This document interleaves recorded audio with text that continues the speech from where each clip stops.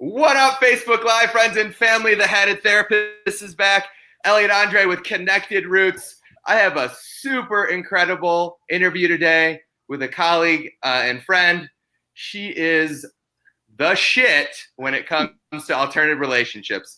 And I think this talk today, an interview with Jess, is so important because it's Pride Month. And I think a lot of people get in their mindset where like pride is one thing and not the other. So she's going to tell us about that. And also an idea and space of alternative relationships. So Jess, if you could, introduce yourself, tell all our friends and family out there what you do, what sets you apart, and why you're such a special person in the community. All right, thank you. Well, I'm a therapist here in Boulder, but I do coaching and I speak nationally around the country, mostly on non-monogamy, consensual non-monogamy. And so that's what sort of really does set me apart in my practice, is that I'm focusing on people who are exploring or doing different relationship structures and really looking at how do we apply all the stuff that we do in therapy, like stuff with attachment, stuff with the trauma, but with people who are doing poly, non-monogamy, all of those things. Cool. Yeah. I think so many people out there don't even have an idea about what non-monogamy is. So Jess, if you could speak to that and really kind of educate people about what that looks like, bringing in your own experience, if you feel comfortable doing that, I think that would give all of our friends out there and family out there an idea really more truly of like what that looks like, what that is, and the experiences you had. Yeah, so we're talking about consensual non-monogamy, which is different than just non-monogamy. So non-monogamy can be when people are just cheating, right? Whereas consensual non-monogamy is all parties involved are consenting and aware of we're having multiple romance, love, or sexual partners. So it's an umbrella term. It covers a lot, so things like swinging, things like open relationships, polyamory, relationship anarchy, all of those fall under the umbrella of consensual non-monogamy. Cool. And again, thumbs up out there, friends and family. If you're still like, I have an idea of like what this may look like. Because when I hear those words, I think from my previous experience of monogamy is just like, whoa, that's huge. Like that's crazy. That's scary. Like, what does that even look like? So if you could talk to one of the points that you did, I think, which most pertinent in my life, polyamory. Right. Could you kind of give our audience an idea out there, like what polyamory is, what it looks like, who's involved, kind of breaking down the norms and destigmatizing it at the same time? If you could, that'd be awesome. Totally, yeah. So polyamory would be where you have more than one partner that you're in a romantic, loving relationship with and sexual relationship. A lot of times, the most common way we see it is that there's a monogamous couple that opens up and becomes polyamorous, and then they have other partners. And sometimes there's a hierarchical structure where they stay primary to each other and their other partners are more secondary. But a lot of people are doing what's called non-hierarchical poly, which is one partner is not more prioritized than the other. There might be more resources to this partner than this one, but everyone sort of is equally emotionally a partner. There's also people who do solo poly where they don't necessarily live with or like financially entwine themselves with partners, but that doesn't mean they're any less committed. Sure. They'll still have very deep, intimate, loving partnerships. Yeah. So poly, we're not just talking about like, okay, I'm in this romantic relationship with my one partner and then we have sex with others. It really is I'm allowing myself to be in love with more than one person at the same time.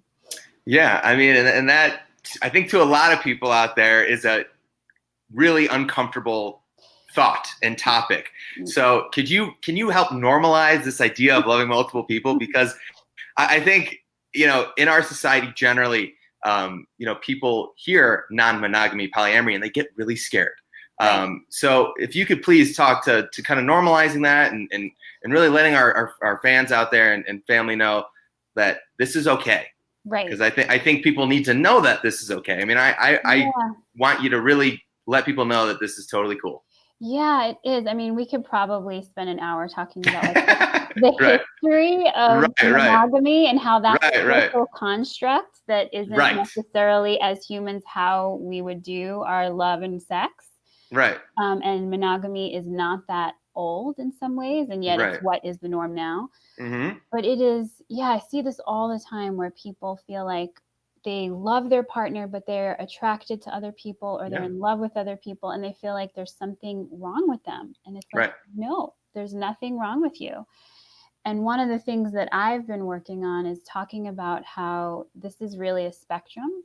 Totally. And there's some people that do non-monogamy as a lifestyle choice. For philosophical or feminist reasons, but there's a lot of people where it's like, this isn't a choice, this is your orientation. Yeah. The same way that we have a sexual orientation, that you didn't choose to be attracted to this sex or that gender.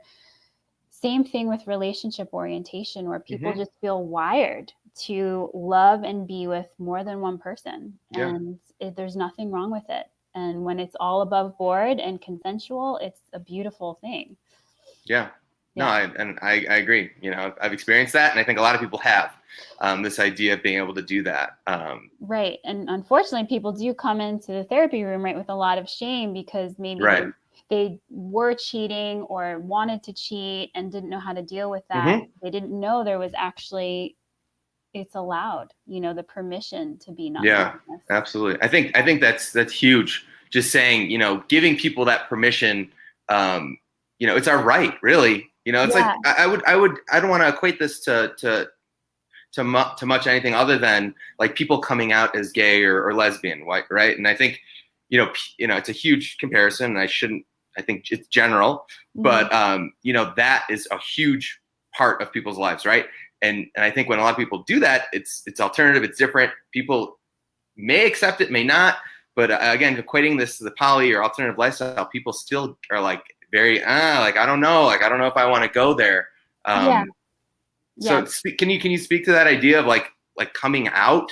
I mean, maybe bringing your own experience into the situation. I think all our friends out there would really enjoy hearing from somebody who's experienced it. Yeah. So I was, you know, non-monogamous in adolescence, but didn't even know that that's what it was. Like I didn't know there was a word for it. I didn't know that's what I was doing.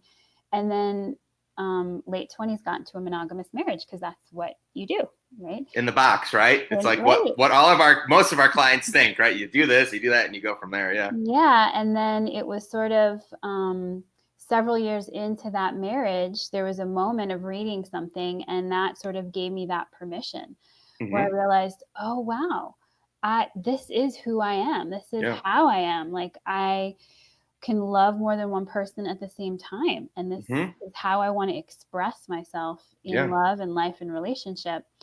Totally. And so in some ways it was first coming out to my husband at the time, right? Which was a huge risk. Sure, right? Of course. Like, I think this is actually not just something that is a choice. It feels like how I'm wired. And then we, you know, transitioned to poly together. And that process of coming out was in some circles in Boulder, it was very easy.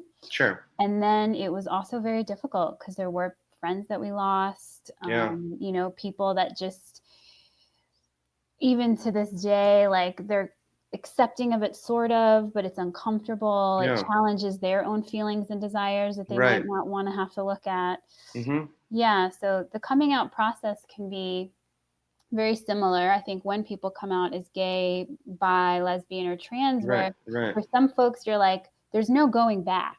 Right. Like, once I realize this, it's not like I can just go back to being straight or whatever, right?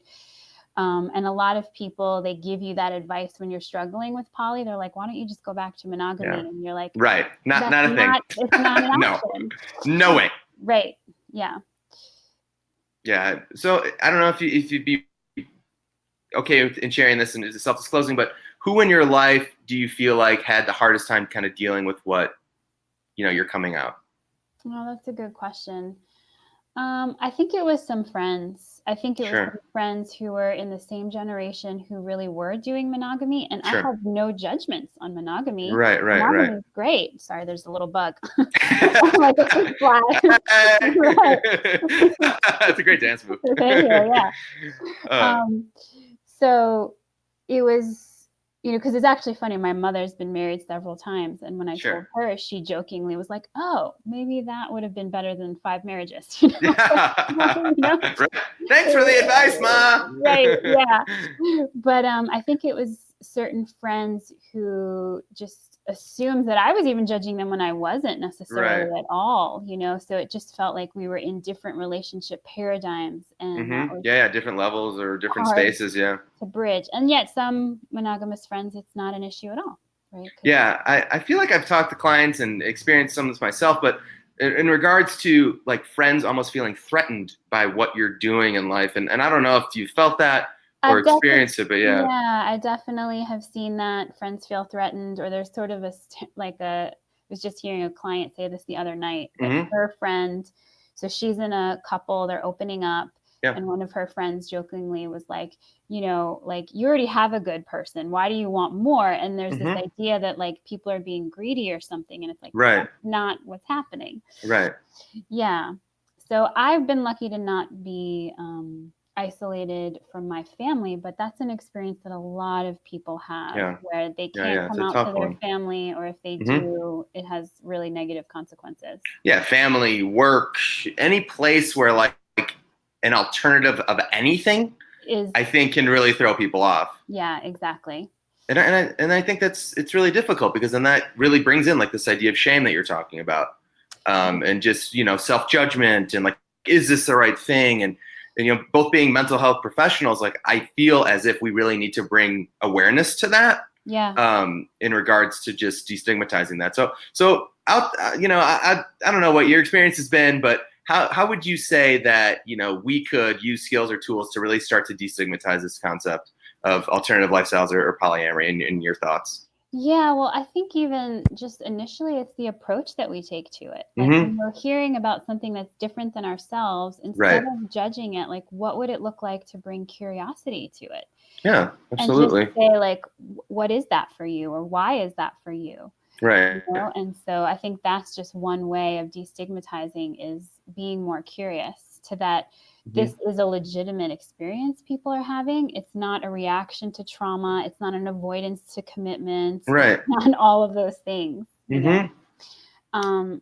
I think another way is people just even educating themselves. Like, there's a lot of research. Well, not a lot. There's a burgeoning field of research around non-monogamy that shows that really debunks a lot of these myths.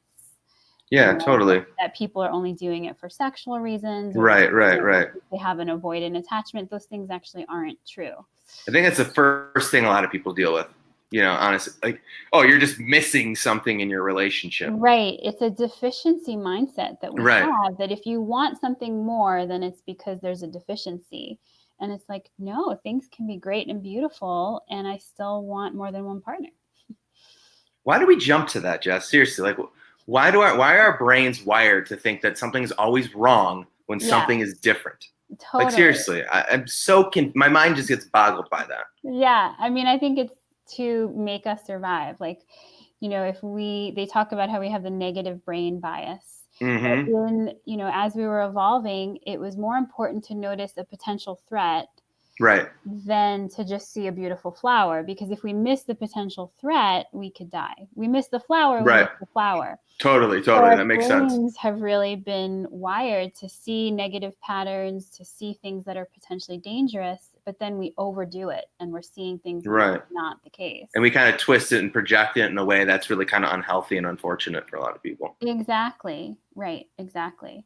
And it's interesting to think of it in this way, that for a lot of centuries, monogamy was about survival. Right. Totally. Right. It really passing on your seed. Most kids you could have. And you know, polyamory is this leap of like, this isn't just about relationship or safety and security survival. This is about moving into more of a thriving paradigm. Totally. I agree. I mean, it's wild, because I've studied a little bit of American Native culture, and I think their way of, you know, community and relationship is so like what this is describing. Multiple partners, you know, maximize the people that you love in your connection to earth and everything and anything in that world. So it's funny that we have cultures that really believe in this, but then we bring it generally to American culture. And again, that's a total generalization, but then it kind of gets warped in a way, right? Where, you know, if it's not following this box or this cue, like, people, again, it's just very confusing, you know, scary, you know, how could this ever be, right? Yeah. And it's interesting though, because now we have blended families. We have families that are divorced, and then there's Right. new step parents and other Right. children. And people are accepting of that, where they see like, oh, that can happen, and a child Totally. can still be healthy and can still Right. thrive when there are multiple parents involved. And Yeah. yet we're not It takes a there village, yet. right? I mean, Right, but we're not literally. there yet when it comes to poly, where it's like the same thing can be happening without divorce. Right. Which I feel like, what I know, the divorce rate is higher than it ever has been. I mean, I think that's it what is statistics show. right. It is starting to go down a little bit, but Right. it's still, 45, 50%. I mean, that's insane. Yeah. Like, if we could just open up our relationships and act on the ways that we want to act in regards to that, like, I think there would be less divorce, honestly, In or some cases. right. I don't want to be general, but There's yeah. definitely some divorces that it's like, right, this is a relationship that opening it up will not help the relationship. Right. Totally. But Yeah. I do see a chunk of those relationships where this is a move that a couple can make, and it is supportive to them. Yeah, I mean, that's incredible. Yeah. I think that's really exciting. I mean, why wouldn't we want that? Yeah, I mean, it can be a very beautiful thing when you're like, we do have so much here, but maybe there's a few things that we aren't fulfilling for each other, and we don't have to fulfill it all for each other. Right. And yet we don't have to give up the relationship. I think that's one thing of a more of a monogamous mindset is like, you have to be everything for your partner. Everything, all of the time. Yeah. And talk to that, please, because I want to destigmatize that, honestly. Like, I feel like nobody understands that not giving everything and anything to your partner is okay. Yeah, that's a great point. I mean, I think what's happened is, and different philosophers and relationship experts talk about that like through the last few decades, we just keep adding more and more into what marriage is supposed to be. And, the higher standards of we're supposed to be best friends and lovers and companions and all of these things that I think Esther Perel says it, that we're expecting one person to be what a village used to do. Got it. Right? Yes. And so it's so much pressure. I'm sorry. So much pressure, right? Yeah. And it's just not possible, right? And so as a culture that also doesn't allow ourselves to have needs, we're uncomfortable with also then saying, yeah, I have needs, and not one person is going to meet all of them. And maybe I can get them met through different ways, different relationship contexts. Right. And that doesn't mean, again, that anything's wrong with your relationship. I just want to, for all you out there who feel like that might seem like there's something wrong, there's no way in my mind that means anything's wrong with your relationship. Exactly. It doesn't mean that there's anything wrong with the relationship. Yeah. Absolutely. Yeah. I feel like we need to really push that, because people jump to that conclusion, honestly. Right. And I think what happens that could maybe look like that, even though that's not what it is a couple, if we're talking about the couple opening up into poly from monogamy, there are going to be things from that first monogamous relationship that start to get exposed. Right. That do need to get worked through, that maybe weren't working for each of you, but that doesn't mean the relationship wasn't worth it or healthy or okay or enough. Right. So you'll see the situation where a couple opens up and then they go through a lot of difficulty in that transition. But still, it doesn't mean, But isn't difficulty good, right? In some regards, if you can, break out of it, right? Exactly. Well, when you see people who are stepping up to that challenge and using it to grow together or individually, absolutely, it's an amazing opportunity.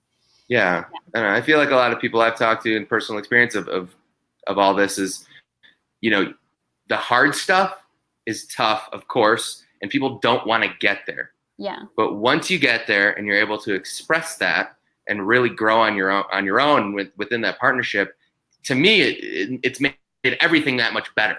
Yeah. Honestly, and more comfortable and easier and, more authentic, we'll say, in that regard, for sure. Yeah, I think there can be a lot of opening of authenticity because there's so many things you have to talk about. Right. You're like almost forced to in that regard, but it's good. You wouldn't talk about that in a monogamous relationship. That shit doesn't come up. Yeah, there's a lot of conversations you don't have to have because you're just on the relationship escalator. You're in sort of the default mode. Yeah, you're kind of, the blinders are here. Yeah. And of course, there's monogamous relationships that are very conscious and intentional. Right. But Of it's course. easier to sort of not have to talk about certain things. Yes. Yeah. But you saying that makes me think of like so many people. I think one of the most common things I hear if I tell someone I'm poly is they're like, Mm-hmm. oh, aren't you like terrified of the jealousy or Right. Let's talk about jealousy. Come on, Yeah. this is huge. Let's bring it on. Let's go. Yeah. So there's a huge fear of jealousy, Mhm. thinking that, oh, I won't be able to deal with the jealousy or that's Right. what will happen. And it's interesting. Studies have actually shown that there's more jealousy in monogamous relationships than poly relationships.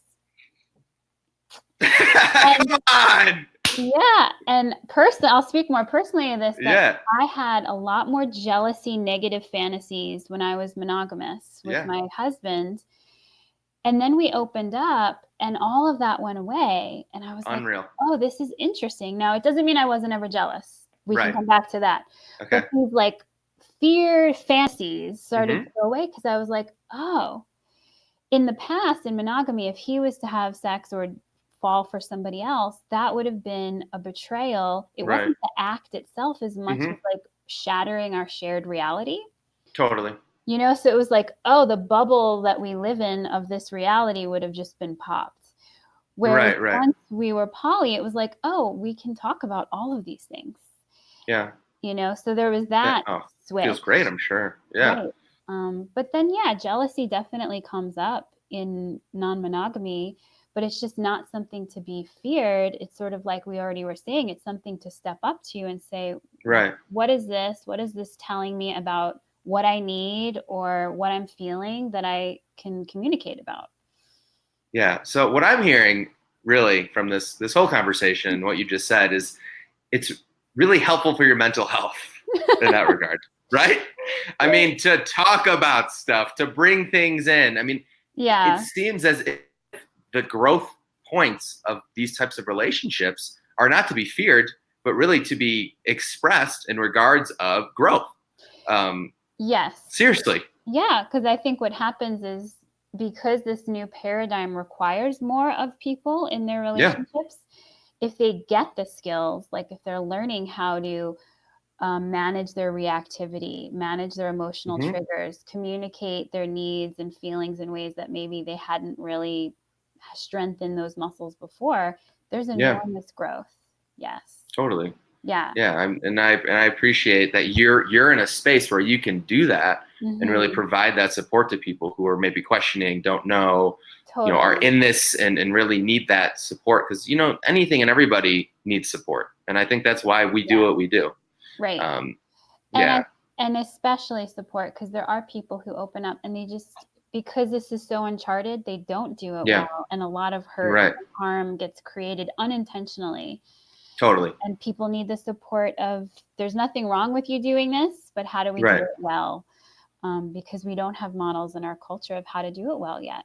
Right. Absolutely. And I agree. I think a lot of people who do get into this are very kind of confused, dumbfounded, scared, really. And I think it's so important to talk about. So if you could talk to a little bit to people about this idea of how important mental health is in dealing with these transitions, I think that would be another way we could really bring, the world to know and destigmatizing these different types of relationships at us. Yeah. So guide me if I'm going in a different place. Because Totally. what you're saying is like, just yes. I mean, having our own mental health is so important in any area of life. Right. But then when we're like, especially if we look at relationship traumas and attachment styles. Please get into that. Yeah. So those come from our early childhood experiences of how our needs were met or not met in our caregiving situation. Right. And then that's what gets expressed and played out in our adult romantic relationships. And so a lot of people in monogamy, you might feel your attachment style, but what I see is that monogamy can be sort of what is a stand-in for safety and security. Like, oh, monogamy is so well known and the structure so strong, I just rely on that to feel security in this relationship. Right. And then I see people go into non-monogamy and it can expose all of these insecure attachment styles, or bring them back to previous traumas that they had, childhood or other relationships. And so focusing on your mental health in that way is extremely important. And it becomes, something that gets kind of opened up and exposed, but again, is an opportunity. Could you talk to our friends out there? Thumbs up if anybody knows out there what an attachment style is. Jess, if you could talk to what that means, and maybe kind of run us down in a quick kind of moment there of what that may look like for people. I think that'd be really helpful for a lot of the viewers out there. Yeah. So our first survival strategy as an infant is to actually bond and attach with a caregiver, because we can't yet meet any of our own needs. So we need the adults in our life to meet our needs for us, which isn't just food and shelter, but it's actually emotional warmth, emotional attunement, and like loving, soothing touch, right? And so depending on how well our parents, caregivers could meet those needs, which isn't always their fault. There's a lot of factors that can interfere. Of course. So it's not about blame. But depending on how well that could happen, we get an attachment style of either feeling securely attached to our caregivers, which is like most of the time I know if I call for you, you'll come. Right. That you're available, that you're accessible to me, and that you respond to me when I need you, right? Sure. So that's sort of the core attachment needs. And then we start, if we have a secure attachment, we grow up and start to feel safe in ourselves to be exploring in the world and actually leave our attachment figures. Sure. Because we know there's someone that we can come back to who's there for us. Absolutely. So when that doesn't happen, which we can talk about forever, there's many different ways. Hours and hours and hours. Yes. Hours of why and how that doesn't happen. Totally. But when attachment gets disrupted, we then can have these secondary strategies, and they're really survival strategies of being more avoidantly attached, dismissive, which is where someone will withdraw and they pull in and they keep people sort of at arm's length, because what they learned was no one's here responding to me, so it's better to just rely on myself. So one style takes on this sort of over self-reliance. Right. Another style is this sort of anxious, preoccupied, which there probably was love in their house, but it was inconsistent. So this one comes closer towards you, and they get louder and they get bigger. Pay attention to me, listen to me. Right. And I'm here. I'm here. Right? Exactly. And so on the scale of sort of feeling anxiety, they have more feelings of anxious anxiety and come forward with it. I think the avoidant also feels the anxiety, but their strategy is to withdraw and pull away. Sure. And to seclude. And then there's a disorganized style, or a fearful avoidant is what it's called in adulthood. And that's really when there's been trauma. Sure. So when the people who are supposed to be caring for us were people who were dangerous or frightening to us. Sure. You know, and that's less of a percentage, but that can be the sort of foot on the gas, I call it, and foot on the brake. Or Diane Poole-Heller talks about it in that way, where you know, the attachment system says, I want to be close, I want to be connected, I want to feel all the good stuff with you. But then the defense mechanisms are like, but this is dangerous to be close. And so there's just back and forth happening. Totally. Yeah. Jesse, you just summed that up so beautifully. Honestly, I think people can, I mean, like when you were talking about that, I'm like, that's me. Like, honestly, you know, or that's not me or whatever in that regard. So I think that's super useful in that regard. And to bring it back to poly, I think what happens is many different things. I'm writing about this right now, but it's one thing, non-monogamy is just an inherently insecure relationship structure, right? So because there isn't the same safety and securities that monogamy offers. So even if you feel like a securely attached person, you can go into non-monogamy and all of this insecure stuff could start to arise, not because of you, but because the relationship structure itself. You know, or people start to experience that they have a different attachment style with different partners. Yeah. And you're like, whoa, I've been showing up as maybe more avoidant, but now this person, I'm showing up more as anxious. I don't even know how to deal with these feelings in myself. Yeah, but still another growth point. Yeah, exactly. You know? Yeah, that's wonderful. I think that if more people understood what people go through in that regard, it'd be a lot less stigmatized in that regard for sure. I love that. Jess, if you could give us some resources that you have maybe for our friends out there, thumbs up if you want some resources out there, give us a smiley face and see what's up just in regards to what that looks like. Because we've talked about a lot of great stuff today, and I want to make sure, other than people coming to see you, obviously, because I know that you're the best, you know, like what resources are out there for people who might need some support and maybe coming out as poly or just trying to experiencing the situation. Totally. Well, if people are wanting to read books, there's sort of the More Than Two is one of the best books. More Than Two, Opening Up, yeah. Opening Up is a great book. There's a few now. Do you have a website that we can like look at all this stuff?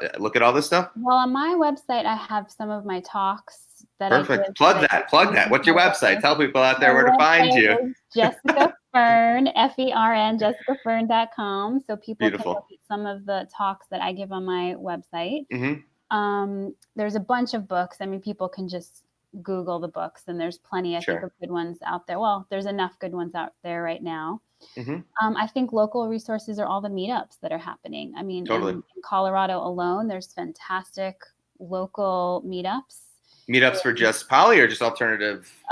For poly, for non-monogamy, and then there's for also alternative relationships, for swinging, for things like that. But Denver, Boulder, Longmont, Fort Collins, Loveland. Everywhere. There is, yeah. Conferences are another great resource. They happen, every few months all around the country. And it's this fantastic way to be in a space with 200 to 400 non-monogamous folks. You just don't even have to explain yourself. It's the best feeling, obviously. Right. And all of the workshops are catered to people in these, relationship orientations. Sure. So awesome. That's amazing. Yeah. Jess, thank you so much for your time today. I think this was so cool to really talk about destigmatizing and giving people some information about what alternative lifestyles can offer to people. Great. Really appreciate it. Thanks for everybody who tuned in. Hey, Polly, what up, Noel? Thanks so much for commenting.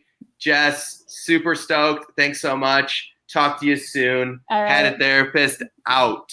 Bye. Later. Bye.